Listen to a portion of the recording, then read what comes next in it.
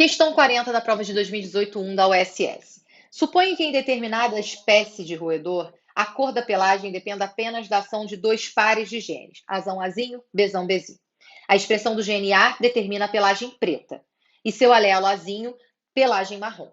Por sua vez, a presença do gene dominante bezão impede a pigmentação do pelo e o animal será branco. Ele é um gene epistático, né? Uma epistasia dominante, porque o alelo dominante impede a expressão do gene A.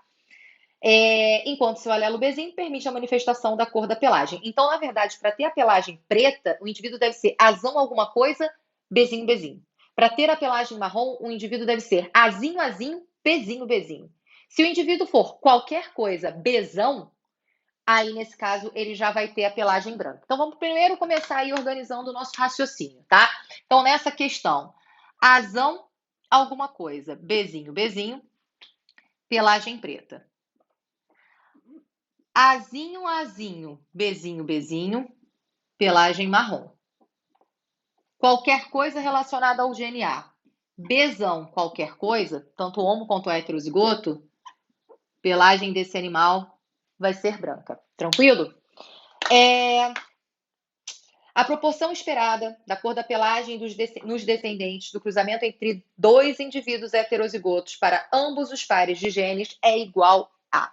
Então, se os dois indivíduos são heterozigotos, azão, azinho, bezão, bezinho, cruzado com azão, azinho, bezão, bezinho.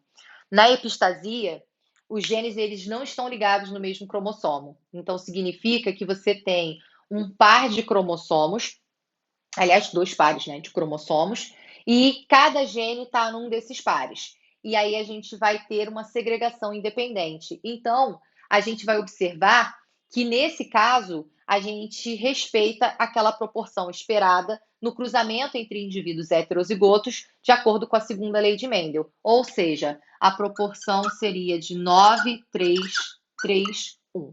A gente sabe que esses 9 indivíduos são os indivíduos azão alguma coisa, bezão alguma coisa. A gente sabe que esses 3 indivíduos são indivíduos aí, nesse caso, azão alguma coisa, bezinho, bezinho, ou azinho, azinho, bezão alguma coisa. E a menor proporção são de indivíduos homozigotos recessivos, azinho, azinho, bezinho, bezinho. Ou seja, eu tenho 9 indivíduos que vão apresentar pelagem branca, porque ele tem o bezão. Então, não importa o que ele seja, se tem o bezão, a pelagem é branca. Então, aqui, ó, a pelagem é branca. Eu vou mudar aqui só para facilitar na hora da gente escrever. Tanto faz a ordem aqui que vai aparecer, tá? Azinho, azinho, bezão, alguma coisa. Azão, alguma coisa. Bezinho, bezinho. Só mudei a ordem aí que eu tinha colocado, tá? 3 indivíduos. Azinho, azinho a gente esperaria ser marrom. Porém, como tem o bezão, a pigmentação do pelo vai ser branca. Azão, alguma coisa. Bezinho, bezinho. Pigmentação preta da pelagem. Azinho, azinho, bezinho, bezinho. Pigmentação marrom nessa pelagem.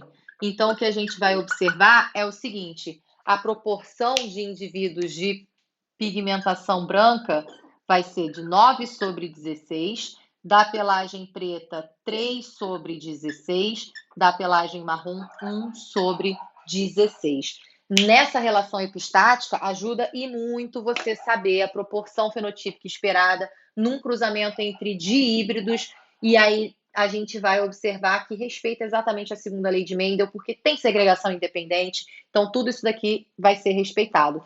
Como a herança é epistática dominante, aí a gente vai ter a proporção de 12 para... Não, coloquei 9. De 12 para 3 para 1, sendo esperada aí nos descendentes. Se fosse epistasia recessiva, a gente teria aí, nesse caso, 9 para 3 para 4, né? Então, normalmente aí seria bem padronizado.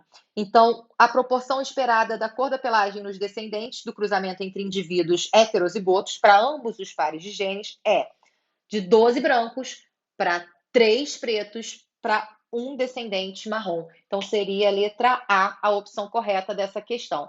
Vou sair para vocês printarem, para vocês pegarem a resposta. Percebam a quantidade de questões que a gente faz de uma forma rápida quando se tem na cabeça essa proporção fenotípica num cruzamento de híbridos, né? Então, de indivíduos dupla heterozigotos, quando você tem uma segunda lei de Mendel, quando você tem genes que não estão ligados no mesmo cromossomo. Tranquilo?